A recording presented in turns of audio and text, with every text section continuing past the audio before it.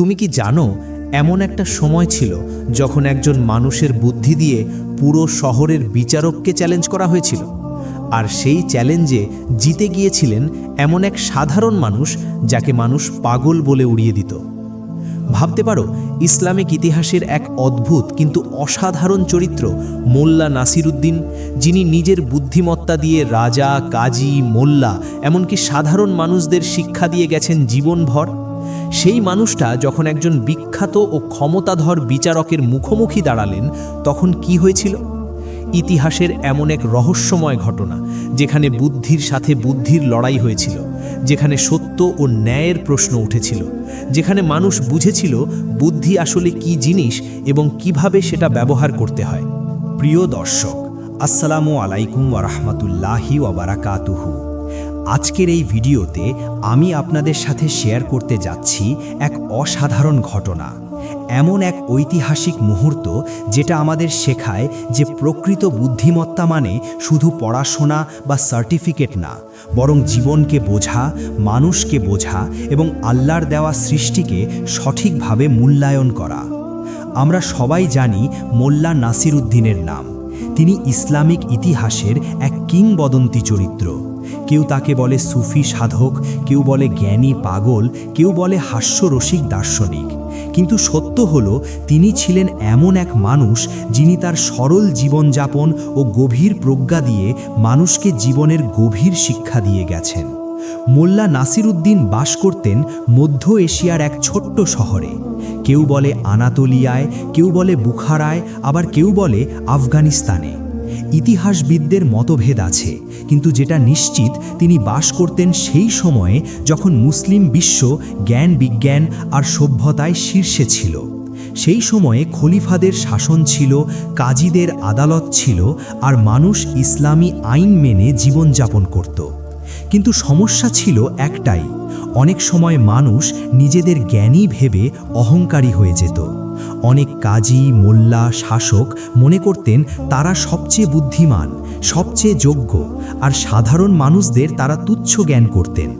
ঠিক এই ধরনের একটা সময়ে মোল্লা নাসিরুদ্দিন এসেছিলেন এক বড় শহরে। সেই শহরের নাম ছিল কোনিয়া, বা কেউ বলে সমরকন্দ। সেই শহরে ছিলেন এক অত্যন্ত বিখ্যাত ও ক্ষমতাশালী কাজী সাহেব। তার নাম ছিল কাজী আব্দুর রহমান। তিনি ছিলেন অত্যন্ত পড়াশোনা করা, শরিয়ার গভীর জ্ঞানী এবং তার বিচারের জন্য খুবই সম্মানিত। মানুষ তাকে ভয় পেত, শ্রদ্ধা করত, কিন্তু একই সাথে অনেকে তার অহংকারও লক্ষ্য করত। কাজী সাহেব মনে করতেন যেহেতু তিনি শরিয়ার ইলম অর্জন করেছেন, তাই তিনিই সবচেয়ে বুদ্ধিমান। তিনি প্রায়ই বলতেন যে শরিয়া জানে না সে মূর্খ, যে ফিকহা জানে না সে বোকা। কিন্তু মোল্লা নাসিরুদ্দিন ভিন্ন ধরনের মানুষ ছিলেন। তিনি মনে করতেন বুদ্ধি আসে অভিজ্ঞতা থেকে, জীবন থেকে, আল্লাহর সৃষ্টিকে পর্যবেক্ষণ করা থেকে। শুধু কিতাব পড়লেই মানুষ বুদ্ধিমান হয় না। একদিন মোল্লা নাসিরুদ্দিন শহরের বাজারে বসেছিলেন। তার সাথে ছিল তার সেই বিখ্যাত গাধা, যেটা নিয়ে তার অসংখ্য গল্প আছে। মানুষজন তাকে দেখে হাসত, কেউ কেউ ঠাট্টা করত, কিন্তু মোল্লা নির্বিকার। তিনি মানুষের কথায় কখনো মন দিতেন না। হঠাৎ করে বাজারে একটা বিশাল হট্টগোল শুরু হলো। দুই ব্যবসায়ীর মধ্যে বিরাট ঝগড়া। একজন বলছে, তুমি আমার সাথে প্রতারণা করেছ, তুমি আমার টাকা মেরে দিয়েছ। অন্যজন চিৎকার করে বলছে, না, তুমি মিথ্যে বলছো, আমি তোমার কাছে কোনো ঋণী নই। মানুষজন জড়ো হলো। কেউ একজন বলল, চলো কাজী সাহেবের কাছে যাই, উনি বিচার করবেন। দুই ব্যবসায়ী তখন ছুটে গেলেন কাজী সাহেবের আদালতে। মোল্লা নাসিরুদ্দিনও কৌতূহলী হয়ে তাদের পিছু পিছু গেলেন। তিনি চাইতেন দেখতে কিভাবে এই বিখ্যাত কাজী সাহেব বিচার করেন। কাজী সাহেবের আদালত ছিল বিশাল এক প্রাসাদের ভেতরে। চারপাশে প্রহরী, সামনে সুন্দর করে সাজানো বিচারের আসন। কাজী সাহেব বসলেন উঁচু আসনে, তার সামনে দুই ব্যবসায়ী। প্রথম ব্যবসায়ী তার অভিযোগ পেশ করল, দ্বিতীয় ব্যবসায়ী তার সাফাই দিল। কাজী সাহেব খুব মনোযোগ দিয়ে শুনলেন, তারপর বললেন, তোমাদের কাছে কি কোনো সাক্ষী আছে, কোনো লিখিত প্রমাণ আছে? উভয়েই মাথা নাড়ল, না, কিছু নেই। কাজী সাহেব তখন বললেন, তাহলে আমি বিচার করতে পারবো না, যেহেতু সাক্ষী নেই, প্রমাণ নেই, তাই শরিয়া অনুযায়ী এই মামলা বাতিল। দুই ব্যবসায়ী হতাশ হয়ে ফিরে গেলেন, কিন্তু সাধারণ মানুষেরা বুঝতে পারল আসলে কাজী সাহেব ঠিকই বলেছেন শরিয়ার দিক থেকে, কিন্তু ন্যায় বিচার হলো কি? মোল্লা নাসিরুদ্দিন তখন দাঁড়িয়ে বললেন, কাজী সাহেব, আমার একটা প্রশ্ন আছে। সবাই চমকে গেল, এই পাগল লোকটা কাজী সাহেবকে প্রশ্ন করছে। কাজী সাহেব একটু বিরক্ত হয়ে বললেন, কে তুমি, কি প্রশ্ন? মোল্লা বললেন, আমি একজন সাধারণ মানুষ। আমার প্রশ্ন হলো, শরিয়া কি শুধু কিতাবে লেখা শব্দের জন্য, নাকি মানুষের ন্যায় বিচার পাওয়ার জন্য? কাজী সাহেব রেগে গেলেন, তুমি কি আমাকে শরিয়া শেখাতে এসেছ? তুমি কি জানো আমি কত বছর ইলম অর্জন করেছি? মোল্লা হেসে বললেন, না, আমি আপনাকে কিছু শেখাতে আসিনি। আমি শুধু বুঝতে চাই, বুদ্ধি কোথায়, জ্ঞান কোথায়, কিতাবে নাকি জীবনে? কাজী সাহেব তখন ঠিক করলেন এই মোল্লাকে একটা শিক্ষা দিতে হবে। তিনি ঘোষণা করলেন, ঠিক আছে মোল্লা নাসিরুদ্দিন, তুমি যদি মনে করো তুমি এত বুদ্ধিমান, তাহলে আমি তোমাকে একটা চ্যালেঞ্জ দিচ্ছি। আমি তোমাকে 3টে প্রশ্ন করব। যদি তুমি উত্তর দিতে পারো, আমি মানব তোমার বুদ্ধি আছে, আর যদি না পারো, তাহলে তুমি স্বীকার করবে যে তুমি একজন মূর্খ। মানুষজন উত্তেজিত হয়ে গেল, এটা তো দারুণ! কাজী সাহেব আর মোল্লা নাসিরুদ্দিনের মধ্যে বুদ্ধির প্রতিযোগিতা। মোল্লা নাসিরুদ্দিন শান্তভাবে বললেন, ঠিক আছে, আমি রাজি, কিন্তু একটা শর্ত, আপনিও আমার 3টে প্রশ্নের উত্তর দেবেন। কাজী সাহেব মনে মনে হাসলেন, এই পাগল লোকটা কি প্রশ্ন করবে। তিনি রাজি হলেন। প্রথম দিন কাজী সাহেব মোল্লাকে প্রথম প্রশ্ন করলেন, বলো তো, আল্লাহ কোথায়? মানুষজন নিঃশব্দ। এটা তো খুব গভীর প্রশ্ন। অনেকে মনে করল মোল্লা নিশ্চয়ই আটকে যাবে, কিন্তু মোল্লা মুচকি হেসে বললেন, আল্লাহ সব জায়গায়। কোরআনে আল্লাহ বলেছেন, আমি তোমাদের ঘাড়ের শিরার চেয়েও নিকটবর্তী। সূরা কাফ আয়াত 16। আল্লাহ তার সৃষ্টির সাথে তার ইলম ও কুদরত দিয়ে আছেন। তিনি আরশে আছেন, কিন্তু তার জ্ঞান ও ক্ষমতা সব জায়গায়। কাজী সাহেব একটু অবাক হলেন, এই লোকটা তো ঠিকই উত্তর দিল। তিনি দ্বিতীয় প্রশ্ন করলেন, বলো তো, মানুষের সবচেয়ে বড় সম্পদ কি? মোল্লা একটুও চিন্তা না করে বললেন, তাকওয়া। কোরআনে আল্লাহ বলেছেন, নিশ্চয়ই তোমাদের মধ্যে আল্লাহর কাছে সবচেয়ে সম্মানিত সেই ব্যক্তি যে সবচেয়ে বেশি মুত্তাকি। সূরা হুজুরাত আয়াত 13। টাকা পয়সা, ক্ষমতা, জ্ঞান সব শেষ হয়ে যাবে, কিন্তু তাকওয়া আখিরাতেও থাকবে। কাজী সাহেব এবার একটু চিন্তিত হলেন, এই লোকটা আসলেই বুদ্ধিমান। তিনি তৃতীয় প্রশ্ন করলেন, আর এইবার তিনি একটু কঠিন প্রশ্ন করতে চাইলেন, বলতো, সত্য কি আর মিথ্যা কি? মোল্লা একটু থামলেন, তারপর বললেন, সত্য হলো সেটা যা আল্লাহর কাছে সত্য, আর মিথ্যা হলো সেটা যা আল্লাহর কাছে মিথ্যা। মানুষ অনেক সময় নিজের সুবিধা অনুযায়ী সত্য মিথ্যা বানায়, কিন্তু আল্লাহর কাছে সব পরিষ্কার।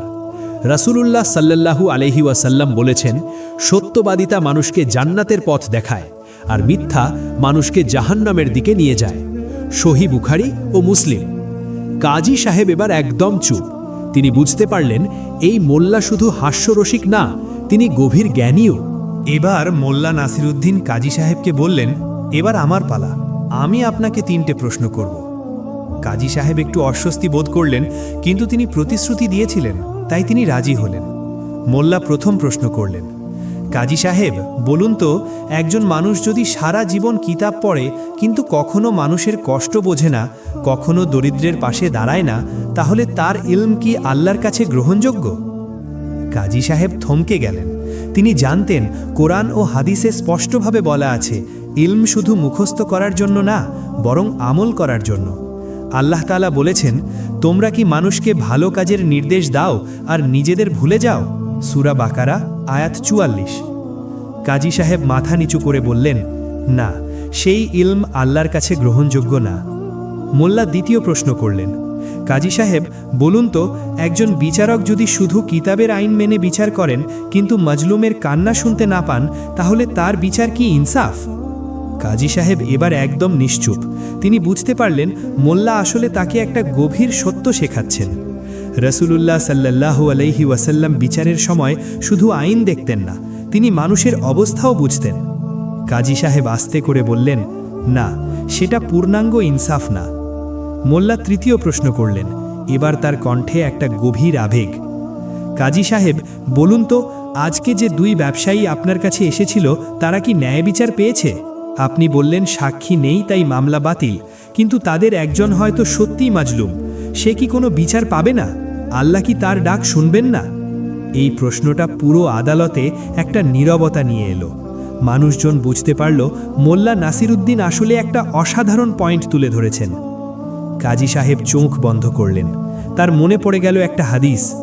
রাসূলুল্লাহ সাল্লাল্লাহু আলাইহি ওয়াসাল্লাম বলেছিলেন, যদি কেউ তার ভাইয়ের উপর জুলুম করে তাহলে আজই তার কাছে ক্ষমা চেয়ে নাও, কারণ কিয়ামতের দিনে দিনার দিরহাম থাকবে না, শুধু নেক আমল দিয়েই হিসাব হবে। সহিহ বুখারী। কাজী সাহেব ধীরে ধীরে দাঁড়ালেন। তিনি মোল্লা নাসিরুদ্দিনের দিকে তাকালেন, তার চোখে পানি। তিনি বললেন, মোল্লা সাহেব, আপনি ঠিক বলেছেন, আমি ভুল করেছি। আমি শুধু শরিয়ার বাহ্যিক দিকটা দেখেছি, কিন্তু তার রূহ, তার আসল উদ্দেশ্য, সেটা ভুলে গিয়েছিলাম। ন্যায় বিচার মানে শুধু আইন প্রয়োগ করা না, বরং মানুষের হক পৌঁছে দেওয়া। মোল্লা নাসিরুদ্দিন তখন হেসে বললেন, কাজী সাহেব, আমি আপনাকে ছোট করতে আসিনি। আমি শুধু মনে করিয়ে দিতে চেয়েছি, বুদ্ধি মানে শুধু কিতাব পড়া না। বুদ্ধি মানে আল্লাহর সৃষ্টিকে বোঝা, মানুষকে ভালোবাসা এবং সব কাজে আল্লাহকে ভয় করা।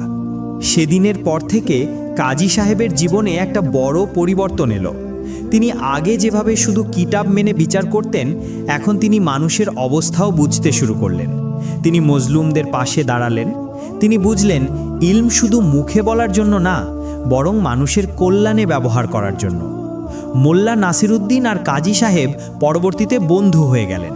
দুইজন মিলে অনেক সমস্যার সমাধান করতেন। একজনের ছিল কিতাবি ইলম, আরেকজনের ছিল জীবনের ইলম। দুইজন মিলে তারা সমাজে অসাধারণ অবদান রাখলেন। একদিন মোল্লা নাসিরুদ্দিন কাজী সাহেবকে বললেন, জানেন কাজী সাহেব, আল্লাহ আমাদের দুইজনকে ভিন্ন ভিন্ন পথে জ্ঞান দিয়েছেন। আপনাকে দিয়েছেন কিতাবের জ্ঞান, আমাকে দিয়েছেন জীবনের জ্ঞান। কিন্তু আসল জ্ঞান হলো দুইটাকে একসাথে মেলানো, কুরআন আর সুন্নাহ জানা, আবার সেটাকে জীবনে প্রয়োগ করা। কাজী সাহেব মাথা নেড়ে সম্মতি জানালেন। তিনি বললেন, মোল্লা সাহেব, আপনি আমাকে এক অসাধারণ শিক্ষা দিয়েছেন। আমি বুঝেছি, বুদ্ধি মানে শুধু জ্ঞান অর্জন করা না, বুদ্ধি মানে সেই জ্ঞান দিয়ে আল্লাহর সৃষ্টির সেবা করা। প্রিয় দর্শক, এই ঘটনা আমাদের কি শেখায়? প্রথমত, এটা আমাদের শেখায় যে প্রকৃত বুদ্ধিমত্তা শুধু পড়াশোনা বা সার্টিফিকেটে না। অনেক মানুষ বিশ্ববিদ্যালয়ের ডিগ্রি নিয়ে ঘোরে, কিন্তু তারা জীবনে কোনো কাজে আসে না। আবার অনেক মানুষ হয়তো বেশি পড়াশোনা করেনি, কিন্তু তাদের জীবনবোধ, তাদের প্রজ্ঞা অসাধারণ। আল্লাহ তাআলা কোরআনে বলেছেন, তারা কি চিন্তা করে না? আল্লাহ বারবার আমাদের চিন্তা করতে বলেছেন, শুধু মুখস্থ করা না, বরং গভীরভাবে বোঝা। দ্বিতীয়ত, এই ঘটনা আমাদের শেখায় যে অহংকার জ্ঞানের সবচেয়ে বড় শত্রু। কাজী সাহেব যখন মনে করতেন তিনিই সবচেয়ে জ্ঞানী, তখন তিনি আসলে অন্ধ হয়ে গিয়েছিলেন। কিন্তু যখন তিনি নম্র হলেন, তখনই তিনি প্রকৃত জ্ঞান অর্জন করলেন। রাসূলুল্লাহ সাল্লাল্লাহু আলাইহি ওয়াসাল্লাম বলেছেন, যে আল্লাহর জন্য নম্র হয়, আল্লাহ তাকে উঁচু করেন। সহিহ মুসলিম। তৃতীয়ত, এই ঘটনা আমাদের শেখায় যে ইসলাম শুধু আইন কানুনের ধর্ম না, ইসলাম হলো মানবতার ধর্ম, ন্যায় বিচারের ধর্ম, কল্যাণের ধর্ম। আমরা যদি শুধু আইন মেনে চলি কিন্তু মানুষের কষ্ট না বুঝি, তাহলে আমরা ইসলামের আসল রূহ বুঝিনি। আল্লাহ তাআলা বলেছেন, তোমরা পরস্পরকে সত্যের উপদেশ দাও এবং ধৈর্যের উপদেশ দাও। সূরা আসর আয়াত ৩। এখানে তাওয়াসাও শব্দটা গুরুত্বপূর্ণ, মানে একে অপরের পরামর্শ দেওয়া, একে অপরের পাশে থাকা। চতুর্থত, এই ঘটনা আমাদের শেখায় যে সমস্যার সমাধানে বুদ্ধিমত্তা অপরিহার্য। জীবনে অনেক সমস্যা আসবে, কিন্তু আমরা যদি বুদ্ধিমত্তার সাথে, ধৈর্যের সাথে আল্লাহর ওপর ভরসা করে সমাধান খুঁজি, তাহলে ইনশাআল্লাহ আমরা সফল হব। মোল্লা নাসিরুদ্দিন আর কাজী সাহেব দুজন মিলে আমাদের শিখিয়েছেন কিভাবে বুদ্ধি দিয়ে সমস্যার সমাধান করতে হয়। শুধু রাগারাগি ঝগড়া না, বরং বসে কথা বলা, বোঝাবুঝি করা এবং সবার কল্যাণ চিন্তা করা। এখন প্রশ্ন হলো, আমরা কিভাবে এই শিক্ষা আমাদের জীবনে প্রয়োগ করব? প্রথমত, আমাদের সব সময় শিখতে থাকতে হবে। জ্ঞান অর্জন করা কখনো বন্ধ হয় না। রাসূলুল্লাহ সাল্লাল্লাহু আলাইহি ওয়াসাল্লাম বলেছেন, দোলনা থেকে কবর পর্যন্ত জ্ঞান অর্জন করো। আল হাদিস। দ্বিতীয়ত, আমাদের নম্র থাকতে হবে। যত বেশি আমরা শিখব, ততই আমাদের বুঝতে হবে আমরা কিছুই জানি না, আল্লাহই সব জানেন। নবী মুসা আলাইহিসসালাম যখন ভাবলেন তিনিই সবচেয়ে জ্ঞানী, আল্লাহ তাকে খিদির আলাইহিসসালামের কাছে পাঠালেন যেন তিনি বুঝতে পারেন আল্লাহর জ্ঞান অসীম। তৃতীয়ত, আমাদের মানুষের সেবা করতে হবে। ইলম শুধু নিজের জন্য না, মানুষের কল্যাণের জন্য। আমরা যদি আমাদের বুদ্ধি, আমাদের জ্ঞান মানুষের উপকারে না লাগাই, তাহলে সেই জ্ঞান আল্লাহর কাছে গ্রহণযোগ্য না। চতুর্থত, আমাদের সব সময় ন্যায় বিচার করতে হবে, পরিবারে, সমাজে, কর্মক্ষেত্রে, সব জায়গায়। আল্লাহ তাআলা বলেছেন, হে ঈমানদারগণ, তোমরা ন্যায় বিচার প্রতিষ্ঠা করো, আল্লাহর জন্য সাক্ষী হও, এমনকি যদি সেটা তোমাদের নিজেদের বিরুদ্ধেও যায়। সূরা নিসা আয়াত ১৩৫। পঞ্চমত, আমাদের সমস্যার সমাধানে ধৈর্য ও প্রজ্ঞা দিয়ে এগোতে হবে। জীবনে অনেক চ্যালেঞ্জ আসবে, কিন্তু আমরা যদি আল্লাহর ওপর ভরসা রাখি, সঠিক পথে চলি, তাহলে ইনশাআল্লাহ আমরা সফল হব। প্রিয় ভাই ও বোনেরা, মোল্লা নাসিরুদ্দিন আর কাজী সাহেবের এই ঘটনা আমাদের একটা অসাধারণ শিক্ষা দেয়। এটা আমাদের মনে করিয়ে দেয়, আমরা যতই জ্ঞানী হই না কেন, আমাদের সবসময় শিখতে হবে। আমরা যতই ক্ষমতাবান হই না কেন, আমাদের নম্র থাকতে হবে। আমরা যতই সফল হই না কেন, আমাদের মনে রাখতে হবে সব কিছুর মালিক আল্লাহ। আজকের এই পৃথিবীতে আমরা অনেক সমস্যায় জর্জরিত। অবিচার, অত্যাচার, দুর্নীতি, হিংসা, অহংকার সব জায়গায়। কিন্তু যদি আমরা সবাই মিলে বুদ্ধিমত্তার সাথে, ধৈর্যের সাথে আল্লাহর পথে চলি, তাহলে ইনশাআল্লাহ আমরা সমাধান পাব। মনে রাখবেন, বুদ্ধি আল্লাহর এক মহান নেয়ামত। কোরআনে আল্লাহ বারবার বলেছেন, আফালা তাকিলুন, তোমরা কি চিন্তা করো না? আল্লাহ চান আমরা চিন্তা করি, বুঝি এবং সঠিক পথে চলি। আসুন আমরা সবাই আল্লাহর কাছে দোয়া করি, ইয়া আল্লাহ, আমাদের বুদ্ধি দান করুন, আমাদের নম্রতা দান করুন, আমাদের এমন জ্ঞান দান করুন যা আমাদের কল্যাণে আসে এবং মানুষের উপকারে লাগে। আমাদের অহংকার থেকে মুক্ত করুন, আমাদের ন্যায় বিচার করার তৌফিক দান করুন, আমাদের সবাইকে সঠিক পথে পরিচালিত করুন। আমিন ইয়া রাব্বাল আলামিন। প্রিয় দর্শক, আপনি যদি এমন আরও ঐতিহাসিক ঘটনা, ইসলামিক শিক্ষা এবং জীবন পরিবর্তনকারী গল্প শুনতে চান, তাহলে এই চ্যানেলটি সাবস্ক্রাইব করে পাশে থাকুন। ভিডিওটি লাইক করুন, শেয়ার করুন এবং কমেন্টে জানান এই ধরনের আরও কোন বিষয় নিয়ে আপনি জানতে চান। মনে রাখবেন, এই পৃথিবী ক্ষণস্থায়ী, কিন্তু আমরা যদি ভালো কাজ করি, মানুষের উপকারে আসি, আল্লাহকে ভয় করে চলি, তাহলে ইনশাআল্লাহ আখিরাতে আমাদের জায়গা হবে জান্নাতে। আল্লাহ আমাদের সবাইকে হেদায়েত দান করুন।